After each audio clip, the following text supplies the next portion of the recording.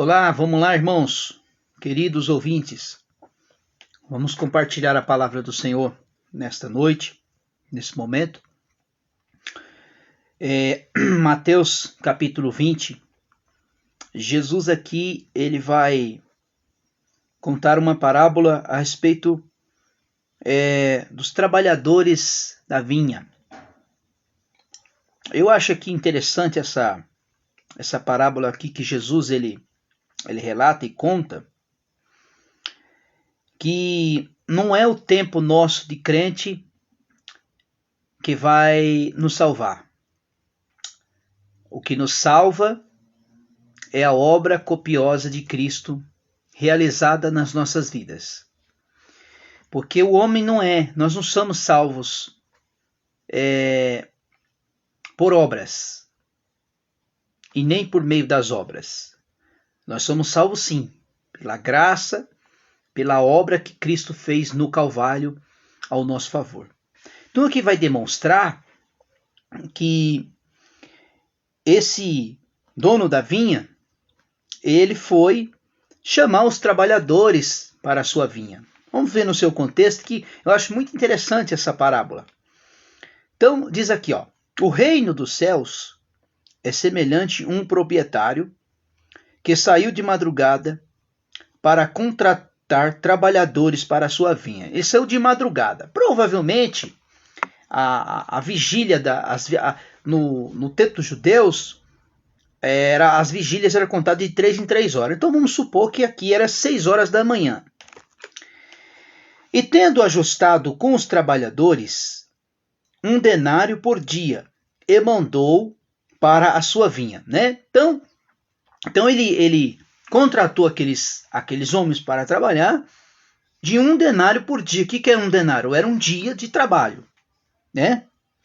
Veja aqui, e perto das 9 horas da manhã, ele saiu e viu na praça outros que estavam desocupados. Então, aqui ele saiu, tem versão, né, que aqui a minha versão bíblica, que ele facilitou o comentário, né? Mas era 3 horas, a terceira hora do dia, que contava a partir das 6 horas da manhã, 7, 8, 9, então 9 horas da manhã. E ele foi e chamou aqueles homens que estavam desocupados, não estavam fazendo nada. E disse, ide vós também para a minha vinha, vos darei o que for justo, o que eles foram. Terceiro chamado, né? Primeiro já tinha mandado. Depois ele veio às 9 horas e veio chamar mais. Agora, e saindo outra vez, perto do meio-dia, que é a 6ª hora, e das 3 horas da tarde, fez o mesmo. Quer dizer, a 9ª hora. E perto de 5 horas da tarde, ele saiu ao encontro, e outros estavam desocupados, e perguntou, os que tiveram aqui desocupados do dia todo.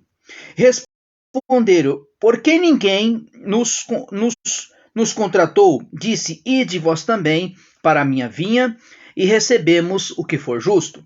Chegando à tarde, disse o dono da vinha e o seu administrador, chamam os trabalhadores, pagarei o salário, começando pelos últimos contratados, indo até o primeiro. Vamos entender aqui, meus irmãos. Então esse dono da vinha, aqui ele representa o reino dos céus, representa o Senhor Deus. E os trabalhadores são, né, vamos dizer que são esses trabalhadores, são aqueles que foram chamados pelo Senhor para anunciar, apregoar o evangelho de Cristo. Chegou o final do dia do trabalho, o dono da vinha foi fazer os acertos de conta pelo dia de trabalho. E por onde é que Jesus começou? O certo seria por onde ele começaria? Por onde os primeiros que ele chamou. Só que Jesus começou, o dono da vinha começou a fazer o pagamento do dia de trabalho, de 1 denário, de um dia de trabalho, pelos últimos. Né? Aí vamos entender qual é o sentido dessa parábola. Versículo 9. E vindo os contratados, por volta das 5 horas da tarde, receberam o denário de cada um. E vieram então os primeiros, pensaram, que recebeste mais? Também eles receberam um denário cada um. Um exemplo. Eu contrato alguém para trabalhar para mim, eu contrato uma pessoa e o cara trabalha o dia inteiro. Aí quando for na parte da tarde, eu vou lá e contrato a pessoa para trabalhar também. E quando for na hora de eu pagar, eu vou lá e pago o mesmo salário que eu paguei para o que trabalhou o dia e também para aquele que trabalhou poucas horas do dia. Foi isso que aconteceu. E aqueles homens questionam, poxa, nós trabalhamos aqui o dia inteiro e ele vai receber o mesmo que nós trabalhamos a mais? Olha o que Jesus disse. O versículo 13. E porém disse um deles, amigo, não te faço justiça, combinaste comigo um denário. Toma agora o que é teu, retira-te, eu quero dar o último também quanto a ti. Não tenho direito de fazer o que quiser que é meu, ou mal tenho porque é bom. Assim os últimos serão os primeiros os últimos, pois muitos são chamados e poucos são os escolhidos. Vamos entender aqui, meu irmão. Claro que Jesus está falando aqui em questão da sua escolha, da sua soberania. Quer dizer que Deus na eternidade, ele já escolheu do que é seus. Mas quando ele disse aqui que os últimos serão os primeiros e os primeiros serão os últimos, por quê? Porque Deus não faz conta. Deus não faz conta do se foi chamado agora ou foi chamado depois. Um exemplo, Jesus passou todo o tempo pregando o evangelho, anunciando a respeito do evangelho. Quantas pessoas deixou de ouvir o evangelho e não foram salvos? E o homem da cruz, no seu último suspiro de vida, ele foi salvo. Até que Jesus disse, olha, hoje mesmo estará comigo no paraíso. Então a questão disso não é que nós não somos salvos porque nós somos tempo de crente. Não, a partir do momento que o Senhor nos chama, o Senhor já nos salvou. Mas aqui aqueles homens estavam fazendo questão do seu trabalho, das suas obras que eles estavam fazendo, esses primeiros homens.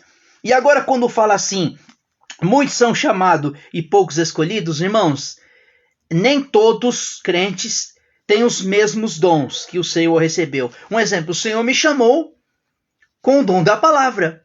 Outro irmão, outra irmã não tem o dom, esse dom da palavra. Vamos lá, versículo 17. Quando eles estavam para subir a Jerusalém, ele chamou em particular os 12 discípulos.